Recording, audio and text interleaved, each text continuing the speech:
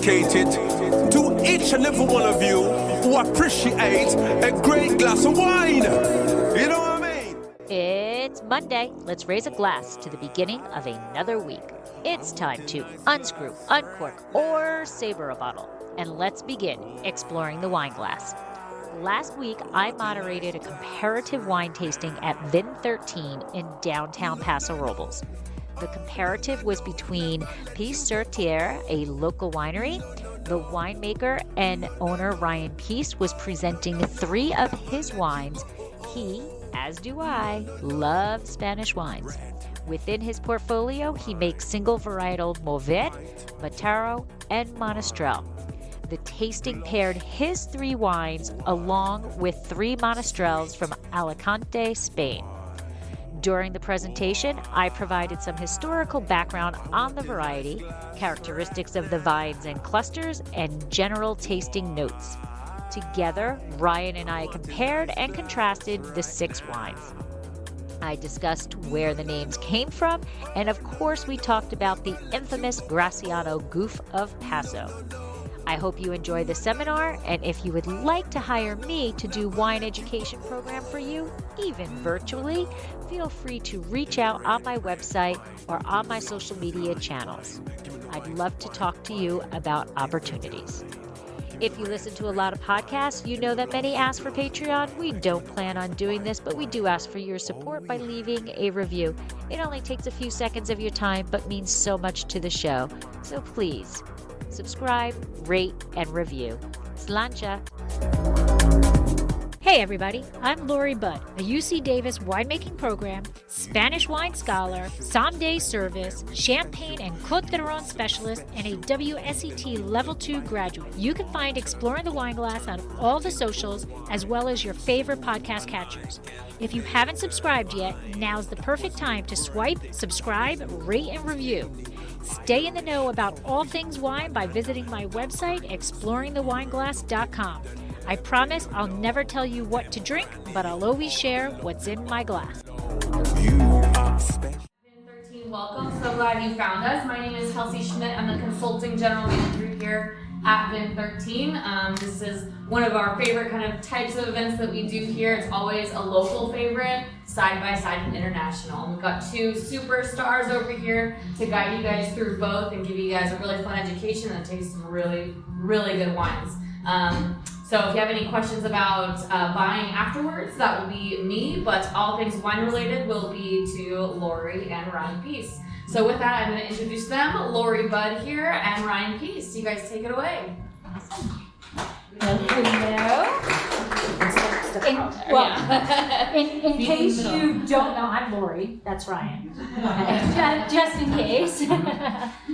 So I have dual stuff here in Paso. I am a wine educator. So you have 2 cards at your seating. The first one is Exploring the Wine Glass. That is my wine educator job, role. And then the other one is Dracaena Wines. And that is just on the other side of this wall. We are Cab Franc specialists, and we've been making wine here in Paso for 10 years. And so you have a card for that. It's actually a discount tasting card. So please take that with you and come visit us for a tasting. One of my true loves is Spanish wine. So I torture myself with education. As I was explaining, I love the education aspect of it. So I'm constantly looking for a new way to learn more about wine. And one of those avenues was the Spanish Wine Scholar Program. So Monastrell is one of my favorites. I love the regions that Monastrell comes from. And it is my happy place. If I can live anywhere, it would be in Spain.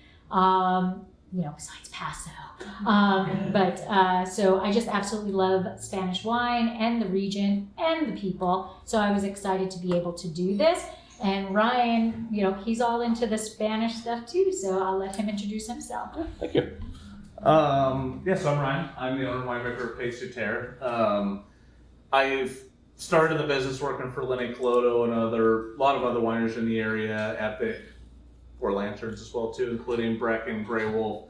and such. And over that time, got a lot of experience making a broad spectrum of wines, but my favorite grape is Mourvedre at the end of the day, and why I started Paix Sur Terre, our own brand for my wife and I, Nicole. And I work for myself just now and spend full time on these wines for the first time in my life for the last 3 years, and after spending 13 years working full time and building this. So we're a homegrown operation through and through, family run business with 2 young kids. It's all that we support with this, and that's kind of what we do in a nutshell, who those that don't know us.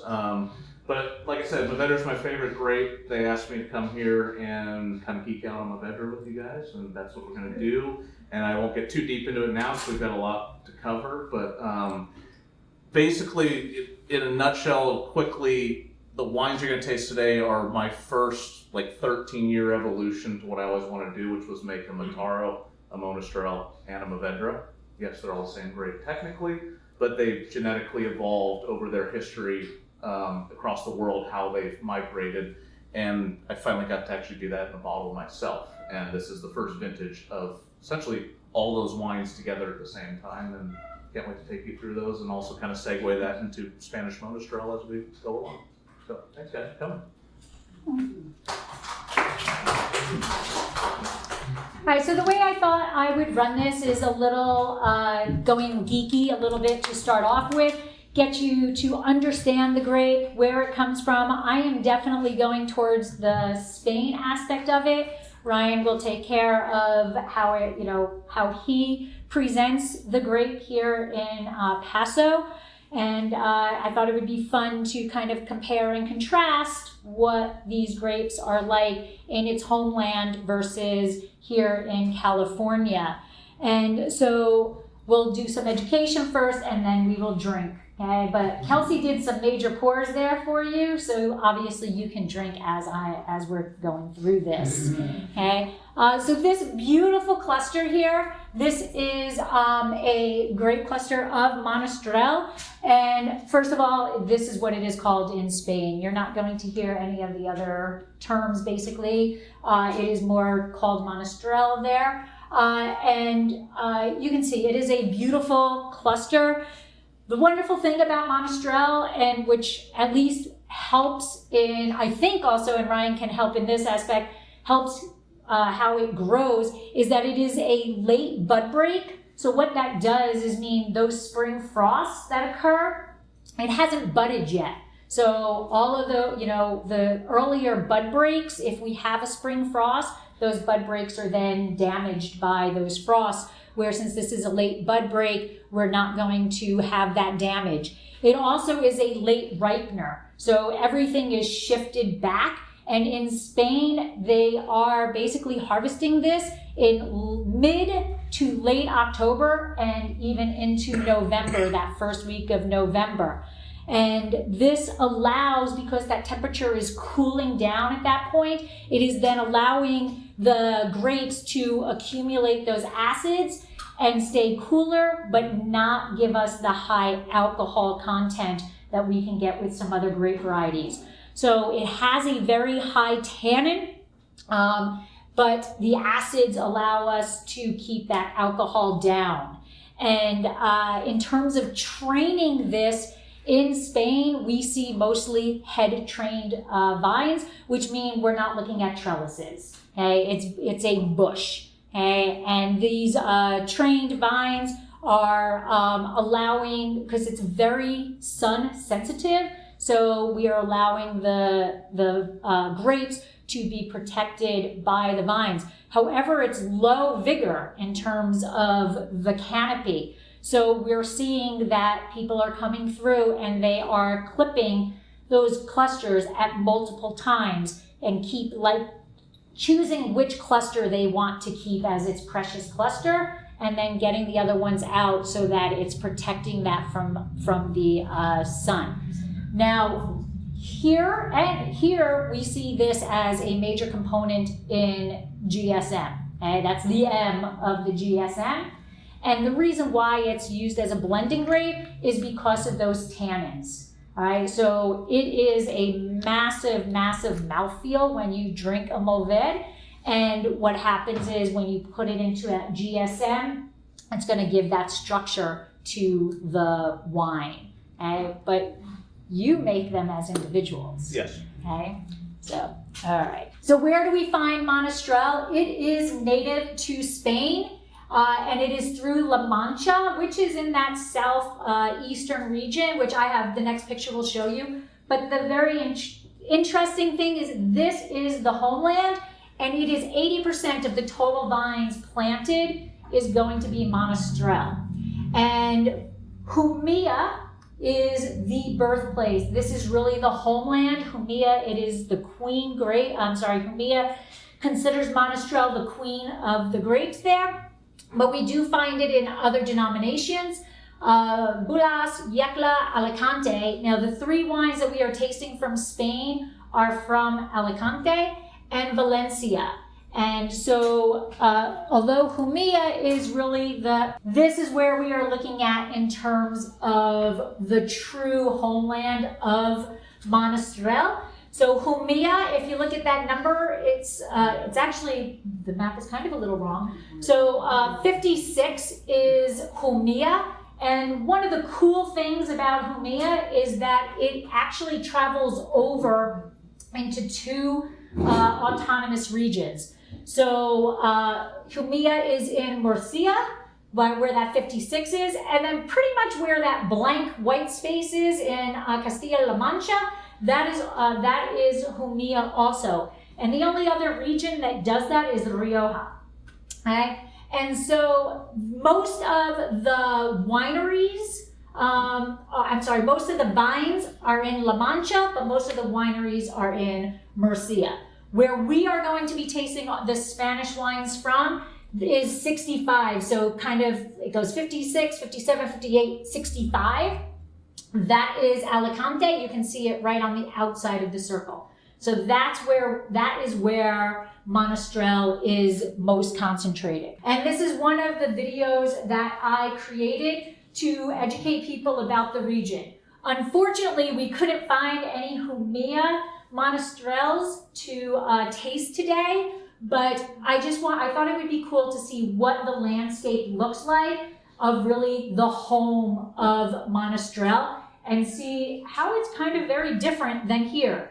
It is Mediterranean climate, but I thought it would be fun. It's like a minute and a half, so not very long. These are all images that I took on a press trip while I was there. Okay, so what does Monastrell taste like? This is one of the biggest questions that the Spanish are dealing with at the moment. In the past, because of those big tannins, it was always full-bodied, loads and loads of tannins. But as with many of the Spanish areas and other areas, they are starting to make wine for the Americans. Okay? They have different labels and they are creating literally two different wines, one for their people and one that they are going to export out. And so generally speaking, those full-bodied wines, but now they are subtler. They're trying to make them, they're realizing that those big tannins that suck your lips in and the sandpaper on the gums is not what people really are looking for. So they are now looking to make generous wines that have more of the red fruit versus the darker fruit. And they're looking for those aromatic wines that are balanced and easy to drink. And so this is an article that I wrote for the Vintner Project, and it talks about how Jumilla winemakers are dealing with these changing of the palate that people want. And so there's three basic ways that they're working with making them brighter fruit and less tannin. And this is where I want Ryan to talk about how he makes his wines also. So the first way that they're doing it is literally just picking it earlier. Okay, so if they're picking it earlier, they're going to have a little more brighter acidity, and they're going to be in that red fruit domain versus the dark fruit domain. The second way that they're doing it is by a combination of how they're processing it in the winery. where some of them are doing like carbonic maceration and then full stem inclusion, and then actually breaking them down, sorting them, and putting them in. And then they're fermenting them separately, they're aging them separately, and then they're putting them together. And then the third way is just simply by blending, which is what the first wine of the Spanish sides we're going to do, blending that Monastrell with these international varieties such as Cabernet Sauvignon. So Ryan, like, what are you looking for in terms of when you're making your Monastrell? So across all of our Mourvedres, whether it's Mataro, Monastrell, or Mourvedre, trying to make a Mourvedre that is palatable when young and not aggressively gamey and feral, because the best Mourvedres in the world are like all earth and feral and funk and very tannic and require a lot of time. Like Bandol, the king of Mourvedre, the region in South France, is the best Mourvedres in the world. You don't want to be drinking anything younger than like 2014s or 15s right now, those, like literally 10 years on them. And Tables Creek has kind of shown that historically throughout their time, that 10-year mark for their Mourvedres and their Mourvedre blends are kind of when you're like, whoa, there's that. So everything I do, I should say, because I'm the only person that makes these wines, it is about kind of bringing the softness to it. And so I use mostly whole cluster fermentation, and the first half of the ferment is completely carbonic. And the idea is we're not extracting literally any tannin at that point. We're just getting a fermentation started. And that allows this aromatic profile, this perfume to come out, that carbonic perfume. It's a very different set of esters. And when it heats up to about 80 degrees, the clusters break down and they become more of a conventional ferment in a way. But that conventional ferment's only from like 12 bricks on instead of the beginning. So you have this gentler, slower extraction. And then I only stay on skins and stems generally 12 to 15 days. I never go past 15. Most people do 20 to 30 around here on almost everything. And the idea is there's plenty of structure, and I'm picking earlier to have higher acids anyways. I have acid structure and tannic structure. So it's doing less, essentially, extraction on a grape that's pretty gnarly to begin with, so that you can drink a Mourvedre that's approachable to begin with, because so many need so much time in a lot of ways, because I want it to be your, in a way, gateway drug to the rest of the Mourvedres in a way. But if you tried 10-year-old Bandol right now from a very funky traditional French producer, you'd be like, I don't know what to do with this, kind of thing. But it's a grape that I think requires a bit of a segue and an education, because there's not fruit as an obvious part, or oak like Cab. What is normal in wine is not in Mourvedre, but that's why I love it in a lot of ways. So we'll segue more into that later, but that's it in a nutshell. Questions? Mm-hmm. So Ryan, you labeled Mataro, Monastrell, Mourvedre. Why the three different labels on the grape? So these are actually the sourced clones of those historic origins. The Mataro is cloned for Heritage California, cloned from Contra Costa County. The Monastrell is the correction of the Graciano mistake. It is the 1069 Mourvedre that finally came here, I think it was 2017, 18-ish, right around there. I planted mine in 2019 when we knew for sure it was real deal, and it is definitely Monastrell this time, like real deal. You're gonna try it today, the first one I've done from it. And then the Mourvedre is the Beaucastel clone that Tables Creek brought here. So French, California, and Spanish. I've always wanted to do this, and I never had the plant material or ability to take on enough acreage as a size of winery that we were until this time in Moon Springs when it was planted out in Templeton. It was a completely blank slate, and I got about 6 acres to myself out there on all north and east facing slopes, plant whatever I wanted. So I went full, all the shit I've always wanted to do. I just went, there we go, kind of thing. So what you will explore today is the true clonal interpretations or historic clone that came from those said places historically. So is it correct in saying that all three are Mourvedres and not all three are Monastrells? Correct. They all, in theory, came from Spain, right, because that's the origin, but then it came to France as Mourvedre and eventually to California as Mataro, and they genetically modified in their place of origin, essentially. But you'll taste a thread in all of them as Mourvedre, but they're different at the same time too. I think it'll be glaringly obvious by the time we get to the end of the tasting. And what I think is interesting is he's talking about Bandol and he's calling it King. And Bandol is famous for the dark fruit and the massive tannins, and it is king. In Jumilla and Yecla and Alicante, it's a queen. Yeah, I would agree. Very well said. They call it a queen. It is not, they are desperately working to change that. So it's changing what it was to what it is.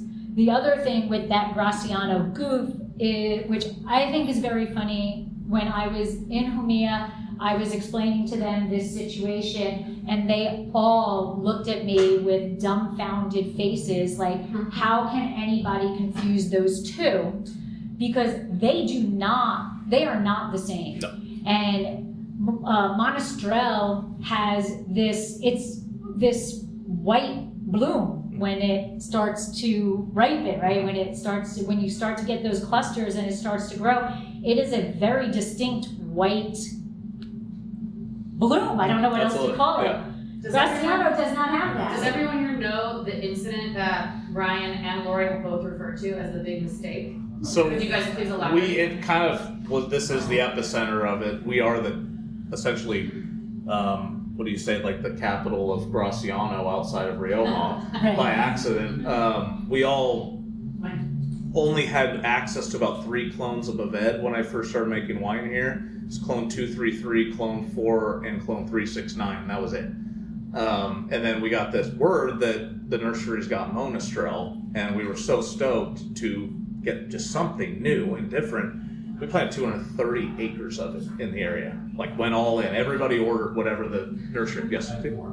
Yeah. Everybody around here that's mostly West Paso made Graciano not by choice and 25 to 50 acres. Yeah, a lot. But it actually did, for the most part, pretty well here and made a very successful wine. It's more like Petite Syrah with much higher acidity and more spice to it, I'd like to say, but it ain't Mourvedre or Monastrell by any means. And in drought years, it turns to popcorn. It's a nightmare in really, really hot vintages. So at certain sites at very high elevations, it did not work at all. But full circle, I made 8 vintages of Graciano by not choice. Right. I knew 2 years in, I knew right away it wasn't, but legally 2 years in was when I was able to call it Graciano. Because I think it was the second planting of it in the area, so I think there was only one other crop than mine, and it was like, hey, you got the one, I got one, yeah, it doesn't look like it, okay. And then the next year, everybody else in West Paso got the crop, and that's when the genetic testing went down. But I labeled 2 Monastrells, because it was that early in the process, essentially, before, and I had to legally. There was no chance to go back, and I found out Graciano 2 weeks after I labeled and bottled the second Monastrell that I did. So that's how we became the Graciano capital of the world. But full circle, we now have clone 1069 Mourvedre here that is absolutely Monastrell, except it's in bottle day. You're going to try it, and it's no doubt the real deal. Yeah. And Monastrell also has a little fuzz and on the leaves, and Graciano does not. Graciano lignifies, or their stem, the shoots turn brown, like dark brown in like August, July, and in hotter years. And Mourvedre doesn't do that either. But the leaves morphology was relatively similar. So until we had a crop, the differences weren't enough to really discern. You're like, well, the leaves look similar, but it's doing a lot of different stuff. And then we got clusters, and you're like, that's not. But that's what it is. And you're being told it is. You have to. It's being brought in, and it's being The United States government recognizes it as Graciano. Right. You have to, essentially, whether you think it is or not. Right. This is the general tasting profile of Monastrell. We see that blackberry, although, like I said earlier, the wineries are starting to try to get into more of that red fruit there. It is definitely a full-bodied wine. It is high in tannin. The acids, according to Wine Folly, it's medium acidity. I find it really depends on site. I find it generally a medium to low acidity, but you'll taste with the Moon Springs wines that are 3.5 pH. It is really site dependent, but it generally wants to be a higher pH in general. Right. And then because of how it's grown and everything, it is typically a relatively, for red wines and for Paso, a lower alcohol wine. We've been talking for almost a half an hour, and it is finally really time to taste. So we are going to start off with the Mataro and a Bodegas Monastrell. So this is going to be a full spectrum of very pretty, elegant Mataro versus very hot climate, ripe year Monastrell. So this is my first Mataro pick off of Moon Springs. And basically there was a tip of a ridge that faces due north, and I always wanted to plant Mataro on a north-facing slope, which you weren't supposed to do 15 years ago. But with how hot it is these days, that's actually a benefit. And I tried to source Enns Vineyard Mataro for this planting, and I did. I got the plant material, paid good money for it and everything, and it was so diseased, the owners refused to use the stock. So it ended my dream of getting literally the first sticks, the Mataro that ever set foot in California. Nobody was going to plant that for me. I would have to go pay millions of dollars to buy that land and take that risk myself. So that dream ended, but Clone 4 Mataro was available in the nurseries, which was sourced from Contra Costa County. That is heritage Mataro, is the closest thing I could get. And so we planted an acre on a literally due north facing tip. So in the entire month of October, it basically sees about 3 or 4 hours of sunlight. That's it. So you're getting a very elegant expression. And Mataro, if you taste it from Contra Costa County, is the most red fruited of the clones from its genetic mutations. It's always the most Pinot-like, the most pretty, perfumed, most feminine of the three clones, I'd say. And that has been consistent, whether it's in Contra Costa, Lodi, or here that I've tasted. That seems to be kind of the thread of Mataro specifically. And I liken it to the fact that the first vineyards that were planted here in Mataro were planted on loams and sands for the most part, which bake more perfumed, feminine, elegant, lower alcohol wines. My assumption then is the vines essentially kind of adapted to that and then were propagated elsewhere and did their thing, maintaining this elegance and this perfume. The wine's this distinctly red fruited wine. Whereas you're going to go into the Monastrell, which will be explained, but much darker fruit, almost Zinfandel-esque ripeness, to show kind of the polar extremes of what the grape is capable of in a lot of ways. But this 2022 was the hottest vintage in California history, and this was the first crop of Mataro off this vineyard. I picked it the third week of September. I will never pick this fruit in September ever again. Once it's now full production, I picked it the fourth week of October this past vintage. And I think that will be the norm, that second to fourth week of October. Going forward, now it's at full production. Even in hot years, it'll be that second week. You'll never see September again, kind of thing. But it still maintains this consistent profile overall. And and then a rare destemmed wine for me. The first crop of any wine I ever make, I destem it just so I can understand the purity of the fruit. Mm-hmm. And then I decide whole cluster from there. I usually end up at 100%, but this site is so cold. This is 13% alcohol. This with that 3.5 pH and all neutral barrels. This doesn't need a lot of stem. There's plenty of structure. There's a 3.5 pH. There's a lot of acid structure there. That refreshing kind of hits you in the back. If I put too much tannin in this wine, this would be a rough experience kind of thing. So this is a site, I've always been 100% whole cluster Mourvedre guy, and I actually went almost 11 years without destemming Mourvedre. And then the site came in my hands and I was like, no. Like stem's a different ballgame with this. And I might inch it up to 30% at the most, but that's it. And so for the Bodegas Mourvedre, this actually is a 2017. And this, if you just compare the two, you can see the darkness, the difference in the color. The winery itself, this is kind of like the oddball wine that we have tonight, where the other two are a single vineyard. They come from a single site. This actually is a combination of 5 vineyards. And not only is it a combination of 5 vineyards, but it's across 3 different DOs. So that is bringing in a lot of variety. And then also, this is not 100%. This has some Cabernet Sauvignon into it. The soil that this comes from is limey soils with, limestone basically, which is what we're seeing mostly. Same for the Mataro as well. Yeah. Calcareous shale or limestone. Right. And it is native yeast, but these are very. Comparative is a good word for this because they are. As we go through this, we'll converge into more similarities structurally and flavor-wise. This is showing you The opposite. Yeah. this is showing you the extremes of what this grape's capable of, from its like elegant, pretty feminine perfume to its almost Zinfandel-esque richness and opulence the same way.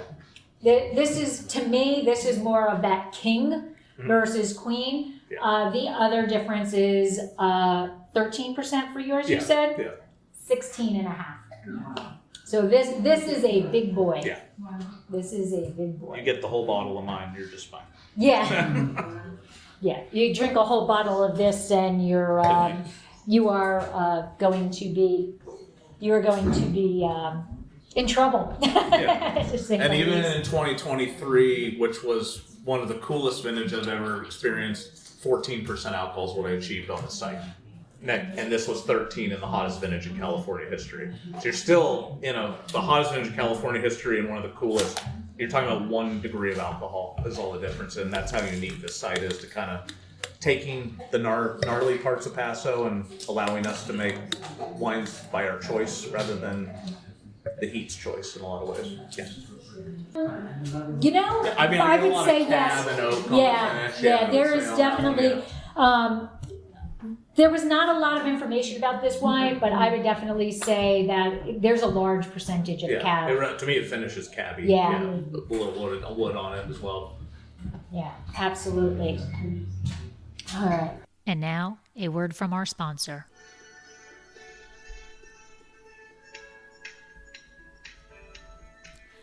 Looking to be in the know about Dracaena Wines? Want to be the first to know about our new releases and special offers?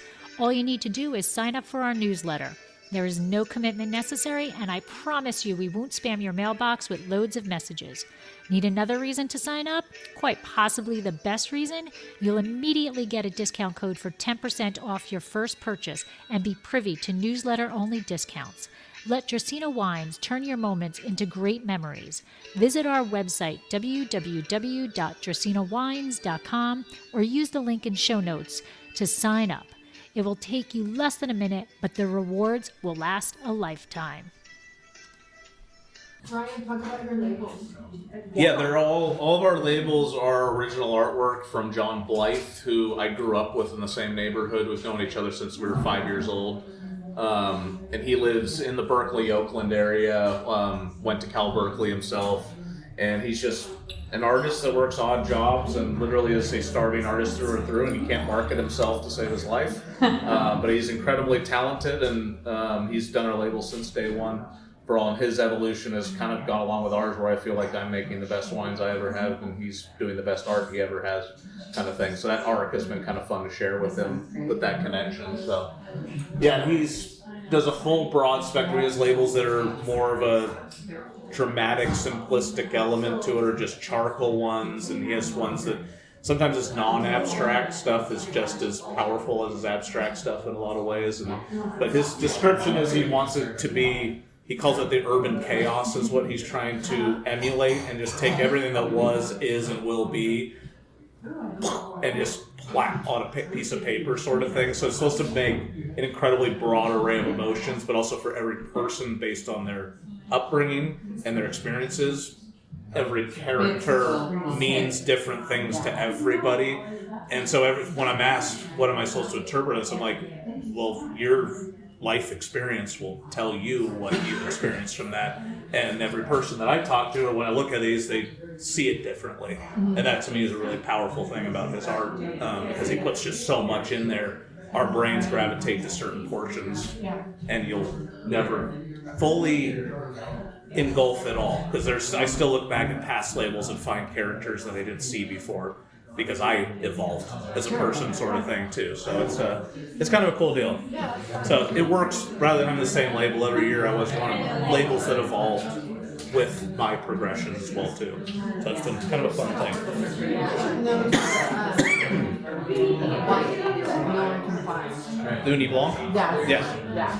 Because I used to work with Allie when she was up here at 15C. Yeah, that's how I remember recall. Yeah, I recall. And that was I tripled the acreage.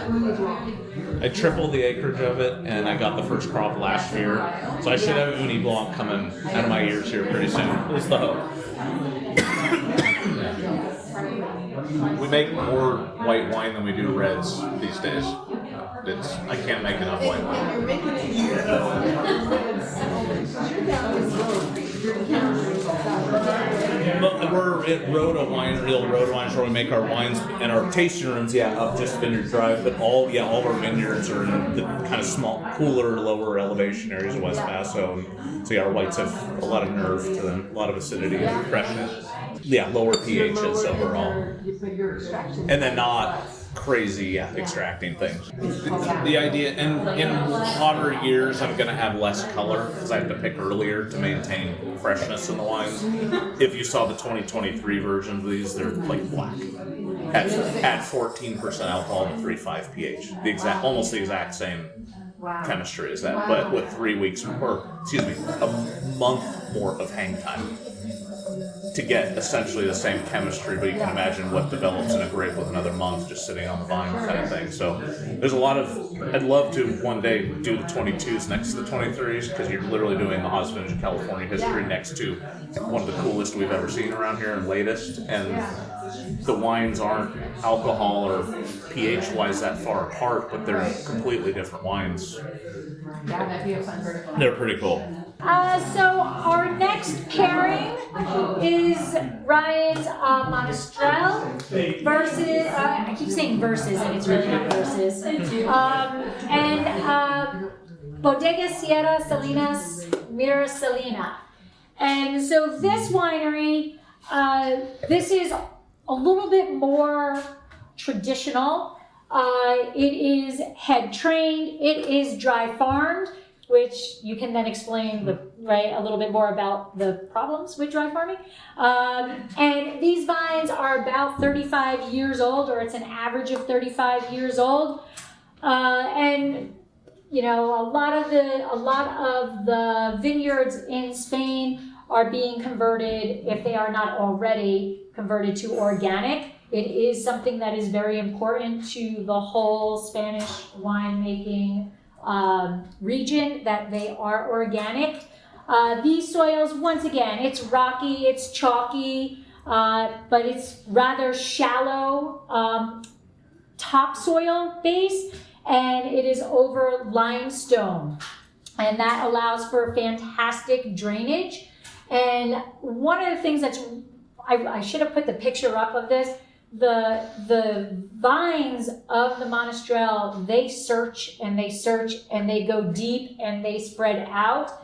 I was at a winery, Bodegas Elena, and they had a vine that they ripped out and they put it onto their building, and their building is 2 stories tall, and the vine went from the top down to the bottom and spread out. So these vines are searching. They do exceptional in poor nutrient soils. That's what they that's what they like. They do their best productions during those soils that are really poor in nutrients. So Ryan can talk about this. So one of the biggest misconceptions about people see Monastrell vines in Spain, and they're like these tiny little bushes with basically 3 arms, 3 spurs. Usually you have 6 essentially shoots there, but you only hang 3 clusters on them. The other 3 shoots are for shade. That's not economically viable, as you know. We can't do 3 clusters of plant here because great-great-great-great-great-great-grandfather did not pay for the property already. And we're first and second, we're both first generation winemakers as well ourselves, but until you're second and third, there's no economies of scale in doing anything like that. So we trellis our Mourvedre here. Second, Mourvedre grows so upright and its clusters are so large, its arms snap off. So unless you're doing that 3 clusters of plant and cropping it so low, it literally just kills itself. in the vineyard. The arms just fall off in the wind, and you lose a position, and you lose more positions, and lose more positions. And I've watched a lot of head train Mourvedre plantings never make it here, and it's really hard to watch when people do it. You have to put on a trellis to have a sustainable Mourvedre crop here, so that we can hang 7 to 10 pounds of vine, and you cannot dry farm it. That's What's a trellis? Trellis, sorry, like we're doing a traditional cordon on a wire, not a bush. We're irrigating it with drip, essentially, and as the vines get older, we use the drip less and less, but still use it at essential times. But Mourvedre needs water unless you crop it so low that doesn't become a problem, essentially. But the thing wants to overcrop itself. It has huge berries, huge clusters, so vine balance is a big thing. So what I was saying earlier is the vigor, it likes to produce fruit. It doesn't like to produce canopy. Yeah, canopy and leaves. And that's a problem for that balance. And to ripen larger clusters, you need more canopy, you need more leaf. It's all photosynthetic, energy driven. Syrah, you can ripen Syrah because they're tiny little clusters on much less canopy. You can't do that with Mourvedre. And Syrah will ripen a month, even 6 weeks earlier.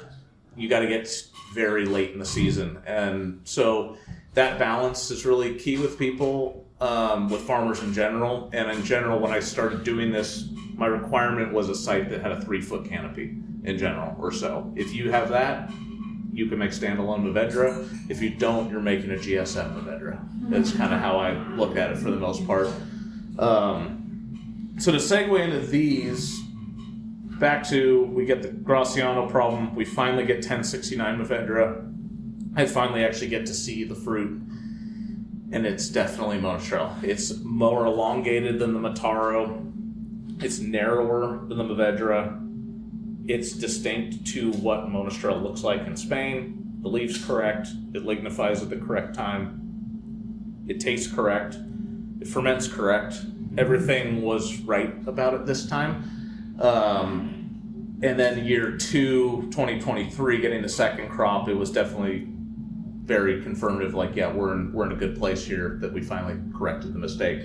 So to me, I find more blue and purple fruits in this clone, kind of like I taste in most Spanish Monastrells, and there's a very similar quality to just that aspect. Now you're talking very different ripeness levels here and structures, but as far as the fruit ripeness, the blues and the purples, whereas you're firmly in the reds with the Mataro that you just tried before, and then we will segue more into the structured French Mourvedre next, but that's kind of bringing you through the whole spectrum of this grape and what it can do based on where its origin was. And then you want to taste the Spanish and see how you feel you compare because this is going to be our only Monastrell. I mean, it's got that dried blueberry, that blue purple fruits, like what Ian says over at Psalm's Kitchen. This is like that classic dried blueberry of Mourvedre, where it's ripe, but it's not overripe like the first one that was pretty extreme and like more extreme spectrum of it. So that's to me very classic of this grape when it's in that mid-weight, mid-ripeness spectrum. But you get a little bit of oak on there. You're definitely at a higher pH than what I'm picking off of Moon Springs for the most part. And so there's a different weight to the wines and a different acid structures to them, but I think the blue and purple fruits is the thread of Monastrell, and that's the decision of the winemaker of just when you're picking, but you get the similarity in the clonal expression in the glass. So when they processed this fruit, it was completely destemmed, okay? It was macerated in stainless steel. It did go through full mallow, and they do the full mallow in French barriques, okay? Which I think is kind of typical there, that kind of, that wine to wood ratio type thing. And this was aged for 12 months, and they actually break this down into new French all the way through 4th use French. And then when it comes time for bottling, they bring it back together. So, Ryan, what's your opinion of how Monastrell, Mourvedre, and oak? What's that? The Spanish definitely love their oak on their Monastrell. It's typical, I'd say. I like to use typicity as a term for place because of the dirt and the farming rather than style. But Spanish, you will almost never taste a Spanish Monastrell without new French oak on it. Or even American, sometimes Hungarian, but there's always going to be oak. California, we don't really do that so much. I mean, there's definitely producers around here and others in the state that are trying to make a Syrah or a Cab style Mourvedre, and they amp up the ripeness. They put a lot of oak on it, and they make this showy, stylish kind of style Mourvedre, and trying to make it something really, to me, it's not. But in California in general, we don't put oak on Mourvedre, and if you do, you're putting just a little bit on a small portion of it to work into blends. But as a standalone, it's hard to take it. It has this firmness of acidity in the right site. It has a lot of tannin. It has a lot of savory. It has a little structure. It carries when it's properly ripened with a full canopy all the way through the mouth. And if you can farm it correctly to do that, you don't need oak. If your canopy struggles, you don't have the right soil, fruit, water balance essentially, and you're relegated to more of that blending Mourvedre, then yeah, doing it in a broad spectrum of flavors so you can use it in various blends is really important. But your canopy kind of dictates whether you're making standalone or the potential to make standalone. Steve and I once worked with vines that got a great canopy, but it had a disease, it had red blotch that would shut it down way at the end of harvest. Well, we cropped it down to almost nothing and actually got it right that year. And it turned out to be a gorgeous Mourvedre. And when Steve said, I want to buy this stuff, I was like, ugh. But Don Hofer worked with us, and he knew his problem, and he was also retiring as well. So I think he was willing to do what was necessary to work with us. And he cropped it down to, I think it was 1 cluster per spur, like 6 clusters a plant. It was like nothing. And it made it, and it made a stunning Mourvedre, and I doubted we would get there, and we did, and it was beautiful, and it was a decent amount. I think we got 4 tons off of there. And then he ripped them out. Yeah, and then they ripped out the next year. But I think we honestly achieved the best expression of Mourvedre off that site that had ever happened in probably at least the last 10 to 15 years previous to that. And everybody previously had said, don't get near that, it'll never get ripe, you make rosé out of that. And we made it, that was a beautiful red wine thing. So you have that problem as well too. Yeah, 2016, yeah. So that's farming dictates whether you're blending or doing varietal 100%. And I can't say that as much about a lot of other grapes. In a way, like Cab, not so much. That's more of a winery style, a winemaker wine in a lot of ways. The vineyard doesn't dictate the style of Cab so much. Grenache has a lot more leeway, I would say. Syrah is more at the whim of just heat in general, but has a lot more leeway in its style. Mourvedre, we're doing it or we're not in a lot of ways. And so that, for me, is a great adrenaline rush that I enjoy. So here in Paso, this is not really an insult, but to me, Paso GSM is the belly button wine, right? Mm-hmm. Pretty much everybody has it. We don't, but pretty much everybody has it. Do you think that they're doing that because of how Monastrell, Mourvedre, Mataro is grown here in Paso versus, or is it just this is what we do here? Or is it because of how that vine is representing itself, expressing itself here in Paso, that there's more GSMs versus standalone? There's 2 parts to that. For one, when I first moved here, Mourvedre was already my thing. I drank Domaine Tempier straight out of the bottle at Bastille Day on the spot. And Van Gogh playing A Starry Night on the Rhone River. It was insane. Like, there was one of those moments where we're doing this the rest of our lives. And so that was already ingrained that Mourvedre was going to be it. But around here, Mourvedre was like, at best, 10% of plantings. Nobody knew really how to farm it. It was always a blender. Mm-hmm. But occasionally, in the right years, in 2010 and 11 were the ones that stood out to me because we actually got rain, it was cooler, Mourvedre got canopy, and wines were made that were Mourvedre dominant, and some of the best sellers around here at that time for literally the first time ever. And those barrels individually always tasted phenomenal, but they always sacrificed themselves to the GSMs. And being that they had so little of it, it was like, well, yeah, that's standalone good, but I need it, you know, for this blend. And I'm just like, well, it sucks, you know, like it's here, but nobody's focusing on that. And so the idea was just to go find 3-foot canopies at Paso, and the first one I found that would sell me fruit, having no reputation of ever bought anything in this town and being 23 years old, right out of Cal Poly, it's like, hey, I want to make wine, you know, like, I worked for this guy who's pretty reputable, you know, you're just trying to get in, and Star Ranch was the place, and she had a beautiful 3-foot canopy.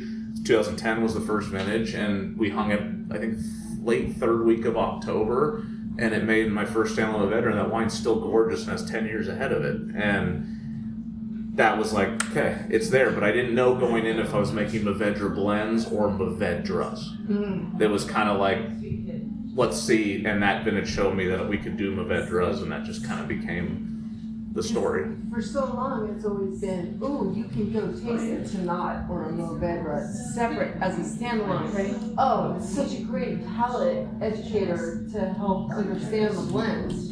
What are they bringing to the different blends? Now it's more like, oh no, we do this every year now. Yeah, there's a lot more commitment to the grape because people know how to farm it better. Yeah. Still, most people do it in great years. It's hard to do it every year. Yeah. And there's very few wineries. Like, I make 300% Mourvedres every single year, no matter what the hell happens. Here, it's going to happen. And I'm fully committed to that and that stress that gets me there. And in years like 2017, 2020, and 2022, it's a lot harder to achieve what I want to do. It's too hot, you know, kind of thing. But I still commit to that in a lot of ways and still select the best barrels down, and it is what it is.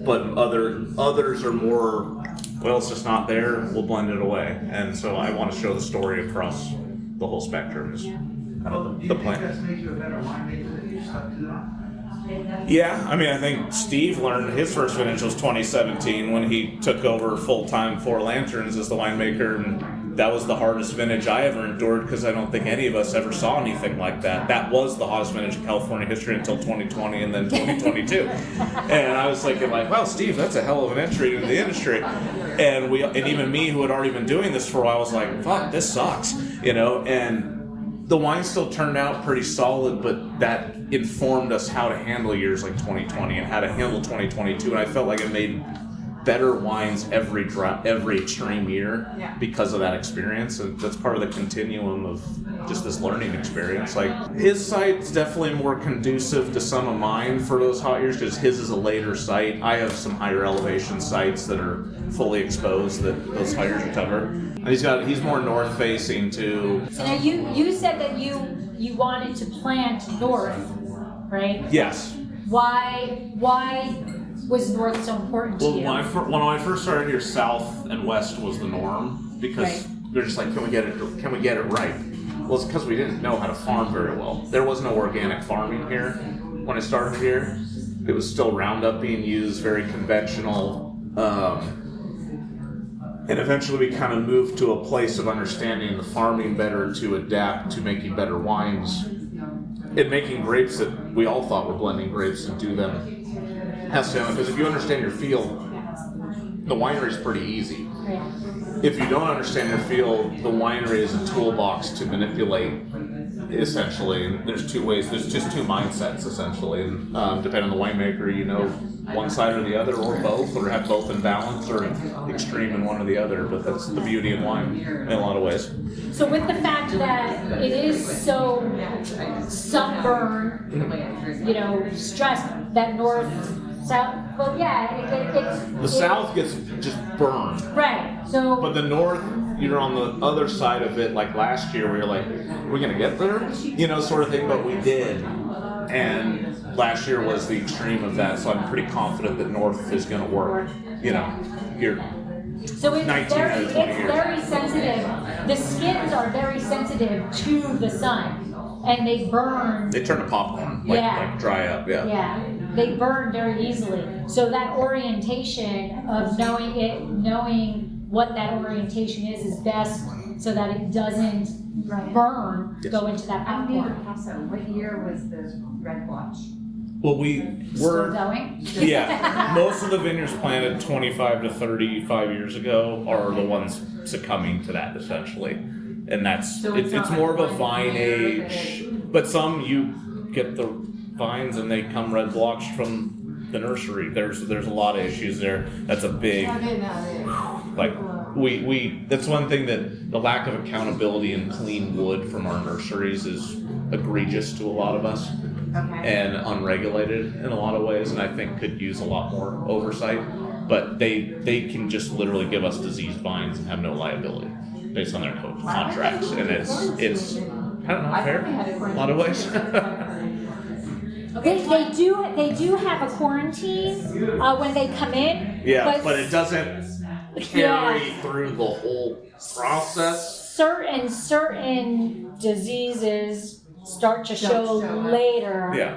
And some things occur because of the soil it's being planted in, and they can't test, when they're quarantining it, they're more interested is that vine bringing something in, Right. not necessarily will something occur because the soil that it has been planted in, because they can't regulate that. Right. That's No. out of their control. But the amount of money that's potentially lost there, or luckily, like I said, Graciano worked out for a lot of people. Right. But if they gave us German Like Blaufränkisch, right. we would have Right. a problem. You know what I mean? And That's a nice wine. yeah, it can be. I don't think here it would work. You know, it can't make me fly. Doesn't Pierce and Juliet do some Blaufränkisch? Someone does. If they do, good on them. Someone's doing Well, somebody has to. Or Fair Valley, You maybe. know. Someone's brand did it. So, like, for example, phylloxera, right? It has wiped out so many wine regions, yet, like, in Portugal, no, because it's sandy soils. New Zealand, sandy soils. Phylloxera just doesn't grow. What? Yes. Yeah. Okay. Doesn't grow in sandy soils. It doesn't replicate itself. Yeah, it can show up there, and then through the reproductive process, what it needs to go from nymph to adult doesn't get what it needs in a sandy soil. So it's not there, It phases out. And then wind is a big thing for pests also, right? Some pests can grow, but if it's in a windy area, some pests can't grow.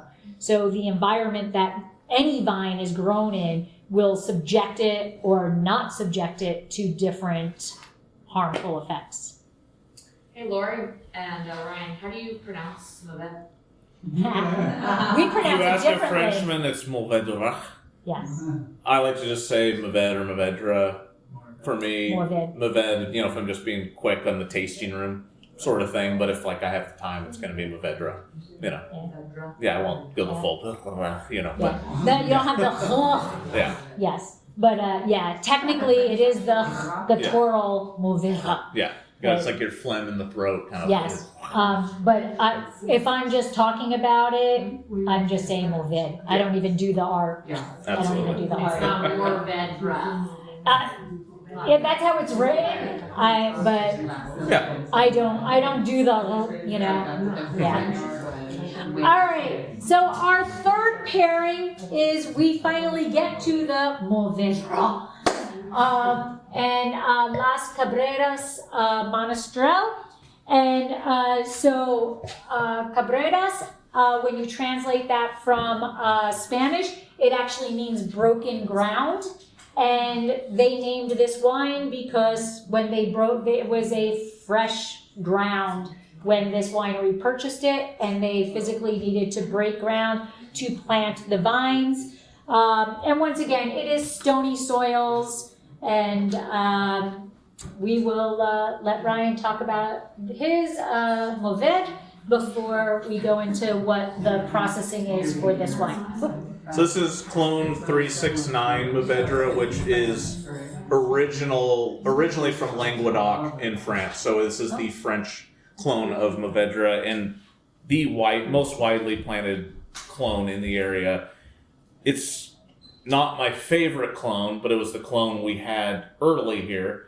and they planted the most of. But to me, there's a lot of more redeeming clones than this, like the Tawas Creek clone, like clone 223.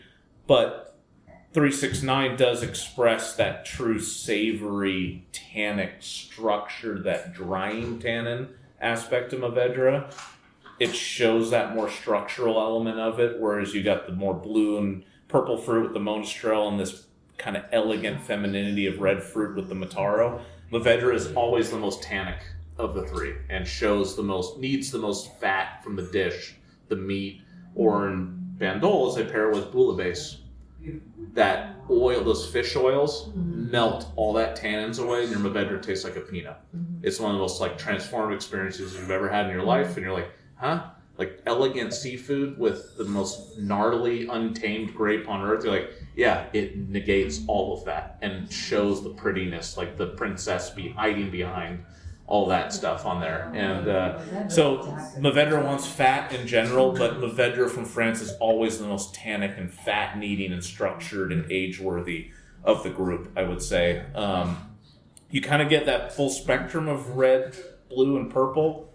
It kind of moves between all three, I would say, but again, the tannin's the most forward of the three that you've tried here. And this is the last vintage of Denner I did that's the original Denner crew before the Gallo purchase. So this is the last Anthony and Aaron Navarre's grown wine from Denner, who my first vintage in 2007 was picking Viognier below the house, Ron's house on the property. Anthony was an intern for Denner, and we shook hands and hi, I'm Ryan, hi, I'm Anthony, and he was intern for Denner, I was intern for Lenny Coloto, and our paths have kind of gone where they've gone since, sort of thing. But that was how we both started in this thing and where our trajectories began with that pick. So it was awesome to go out with them. I had a contract for 2023, but I couldn't holistically have Gallo farm my wines, essentially. It just wasn't going to work for my ethos, and I wanted to go out on the original spirit of Denner, and this was that. So this is the last Denner grown by Anthony and Aaron, essentially in existence. So to me, it tastes of that. It has that saltiness that speaks of the fog. That's the most fog-riddled part of Paso. And it really has that kind of briny, salty, like literally just smells like the fog to me overall. And has this more savory, umami, nori sort of thing going on with it, along with all that structure. Just classic Denner flavors. Thank you. And in terms of the Spanish wine, this is the most tender loving care of the three wines that we have. It is aged in oak for 18 months, and then they do not release it until it's aged in bottle for 2 years.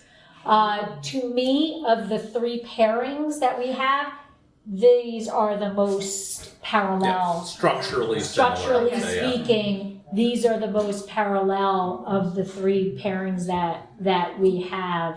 Once again, it's the stony soils. We're seeing the same type of soils that Monastrell likes. Open tank fermentation. Do you do open tank?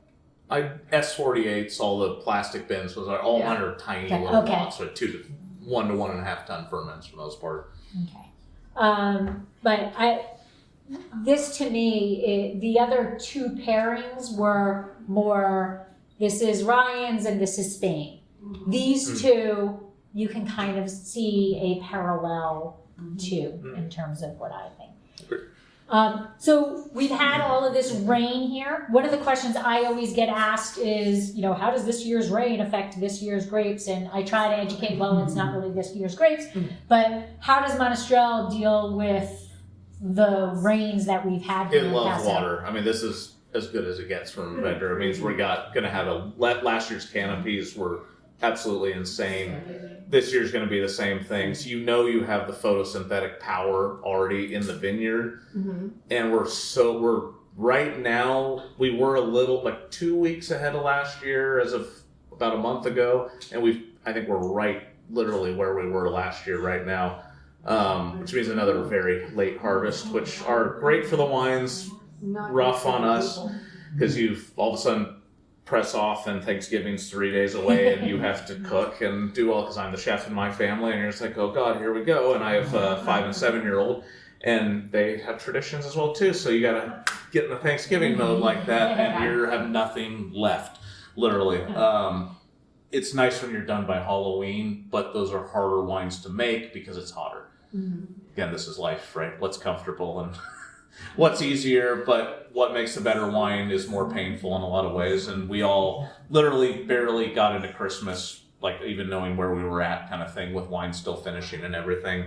But it makes spectacular wines, and it makes our job easier the rest of the year in a lot of ways. But right now we'll see how summer goes. Things can change.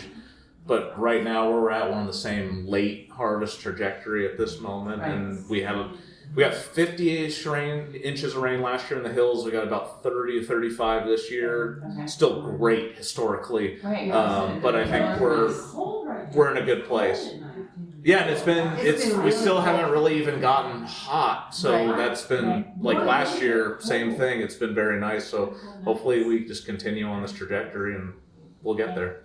So as you're driving around, all of this rain, like you talk about the clusters, but the rain gives us the green, right? And that's where the Monastrell, this rain is helping with the Monastrell because of that green. It's giving us that canopy to protect that Monastrell. But what that also means is a bit more crop. It's a catch-22. You get a lot of canopy, but you get more grapes, and you can't overdo that. And your farmer post a 5-year drought period is like, let's go for it. And you're like, yeah, we can't.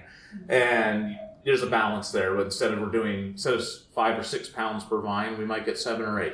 And that's your reasonable thing. But you've got an extra foot of canopy to work with, and that's a beautiful thing overall. And we should have that again this year. And should be at a frost season at this point, so although it was like 32. We got close on Monday morning. We got close. Monday morning was 35 or 34, so it was close. A couple of spots got hit a little bit, but we should be clear now at this point. That helps. Right, absolutely. Well, we'll give you a little bit of time to enjoy the wine that's in your glass. What's your wood like on this all one? of our wines across the barrel, 12, we're all neutral barrels, 10 to 15-year-old barrels. Basically, when winemakers around here want to get rid of their barrels, is when they're good for me. Essentially at that point. Do you when you pick up a neutral, scrape, clean barrel, do other grapes impart anything? I steam the hell out of them multiple times to ensure they're as neutral as I can, and then the first fill, I put my richest wines in, like my Syrah, my Graciano, the little bit of cab I make, to kind of season them with my flavor, but not have whatever was in there before be an impacting. I wouldn't put my elegant feminine Grenache in a barrel I just bought from Caliza last year, per se, who I buy a lot of barrels from.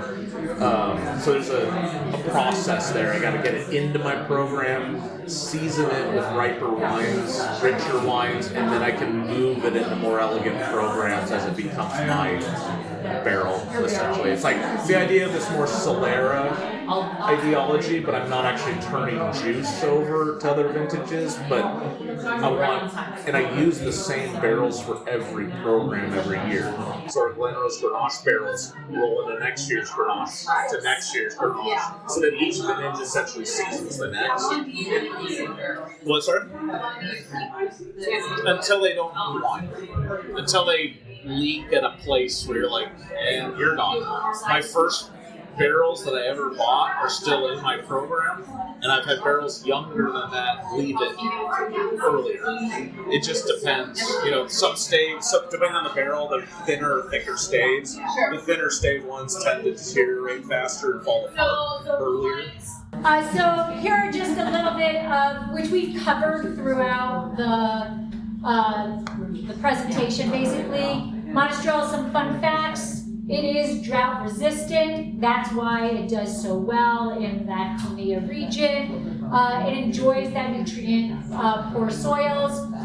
The hot, dry climate of Murcia keeps certain grapevine disease at bay, so we've talked about that. And the only thing we really didn't talk about, was Pai Franco vines, and that just means that it's ungrafted.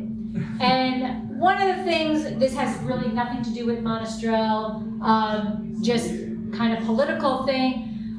When Spain became part of the EU, they are no longer allowed to plant ungrafted vines. So the EU came in and they were like, yep, nope. When your vine dies, you are no longer allowed to plant ungrafted vines. And that makes a big difference to the age of these vines. Now we've got to replant them, we've got to do these things. So the Pai Franco means that it's ungrafted. These are pre-phylloxera vines.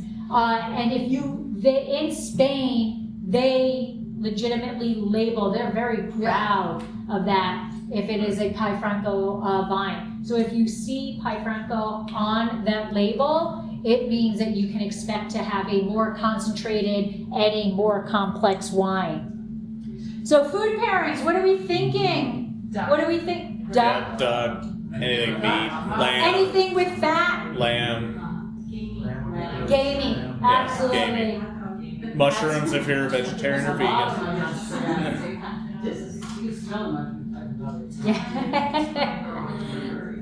Absolutely. So according to the Hormia website, this does work with a variety of foods. They are recommending red meats and the stews with the older wines, and with the younger wines, they're going with those game dishes, cured meats. I think you can sit down with a charcuterie board and go, be in heaven with these wines. And give me some cheese. That's where my jam is. Give me those cheeses and I am happy. So, as we wrap it up, is it Monastrell, Mataro, or Mourvedre? It is a game of clones. Okay? It is a game of clones. Perfect. So, Monastrell is known to have been brought into Spain by the Phoenicians back in 500 BC. So, it has been in Spain for an extremely long time.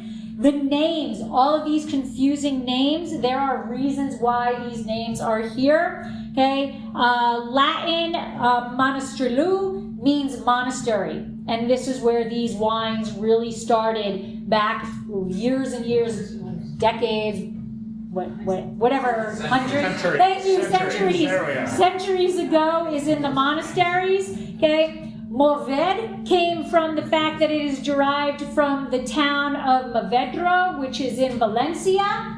And then Mataro is devised from the town Mataro, which is in Catalonia. So these are all the regions where they came from, and each region called it its own. So these names have stuck through.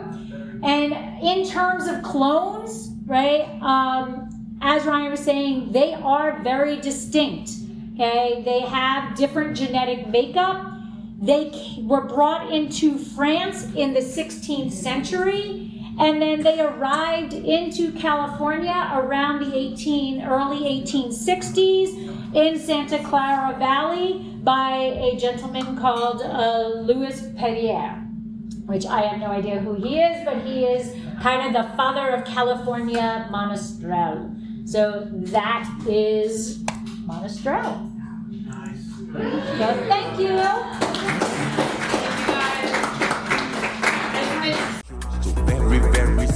This has been another episode of Exploring the Wine Glass. Thanks for listening. If you have suggestions on what topics you would like me to discuss, please reach out on social media. You can find me on Twitter, Instagram, and Facebook as Exploring the Wine Glass. I am also on LinkedIn as Lori Hoyt-Budd. Of course, you can always email me at exploringthewineglass@gmail.com and sign up for my newsletter at exploringthewineglass.com. If you enjoyed what you heard, please rate, review, and subscribe to help others find me more easily. And most importantly, tell your wine-loving friends, because if you like the podcast, they will too. Podcast music is Wine by Kevins. Until next week, slancha. Never let you go, no, never let you go. I want a nice glass right now.